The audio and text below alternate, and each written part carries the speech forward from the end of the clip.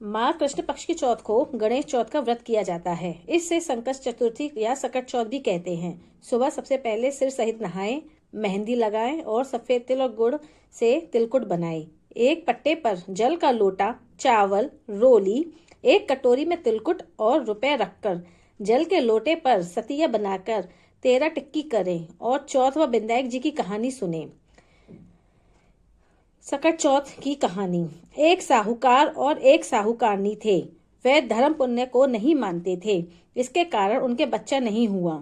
एक दिन पड़ोसन सकट चौथ की कहानी सुन रही थी। तब वह साहूकारनी उसके पास जाकर बोली, तुम क्या कर रही हो? चौथ का व्रत करने से क्या होता है? तब वह बोली कि अन्न धन सुहाग हो, बेटा हो। तब साहूकार की बहू बोली कि यदि मेरे गर्भ रह जाए तो 1.25 सेर तिलकुट करूंगी और चौथ का व्रत भी करूंगी। उसके गर्भ रह गया तो वह बोली कि मेरे लड़का हो जाए तो मैं 2.5 सेर का तिलकुट करूंगी।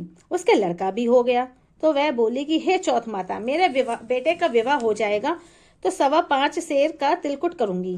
जब बेटे का विवाह तय हो गया तो वह विवाह करने चले गए। तब चौथ विनायक जी ने सोचा कि जब से इसके गर्भ रहा है तब से रोज तिलकुट बोलती है और अब तो बेटे का विवाह भी हो रहा है, तब भी तिल का एक दाना भी नहीं दिया। अगर हम इसको प्रपंच नहीं दिखाएंगे तो हमें कलयुग में कोई भी नहीं मानेगा। हम इनके बेटे को फेरे से ही उठाकर ले लेंगे। जब उसने 3 फेरे लिए तो चौथ माता गरजती हुई आई और उसको उठाकर पीपल पर बिठा दिया। वहां पर हाहाकार मच गया और सब उसको ढूंढने लगे, परंतु कहीं भी वह लड़का नहीं मिला। लड़कियां गणगौर पूजने गांव से बाहर दूब लेने जाती थीं। तब वह लड़की को देखकर कहता, आ मेरी अर्धव्याही। यह बात सुनकर वह लड़की सूख कर कांटा हो गई। तब लड़की की माँ बोली, मैं तुझे अच्छा खिलाती हूँ, अच्छा पहनाती हूँ, फिर भी तू क्यों सूखती जा रही है? तो वह बोली कि जब मैं दूब लेने जाती हूँ तो पीपल में से एक आदमी बोलता है कि आ मेरी अर्धव्याही आ, और उसने मेहंदी लगा रखी है, सेहरा बांध रखा है।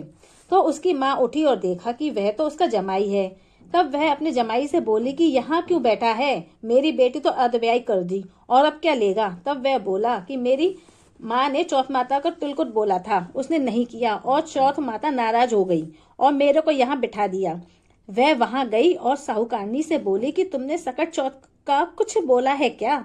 तब साहूकारनी बोली, तिलकुट बोला था। फिर साहूकारनी बोली कि अगर मेरा बेटा आ जाए तो 2.5 मन का तिलकुट करूंगी। गणेश चौथ राजी हो गई और उसके बेटे को फेरों में लाकर बिठा दिया। बेटे का विवाह हो गया। तब उन लोगों ने 2.5 मन का तिलकुट कर दिया और बोले कि हे चौथ माता, तेरे आशीर्वाद से मेरे बेटे बहू घर आए हैं, जिससे मैं हमेशा तिलकुट करके व्रत करूंगी। सारे नगर में ढिढोरा पिटवा दिया कि सब कोई तिलकुट करके चौथ का व्रत करे। हे चौथ माता, जैसा उसके बेटे बहू को मिलवाया वैसे ही सबको मिलवाना। कहते सुनते सब परिवार का भला करना।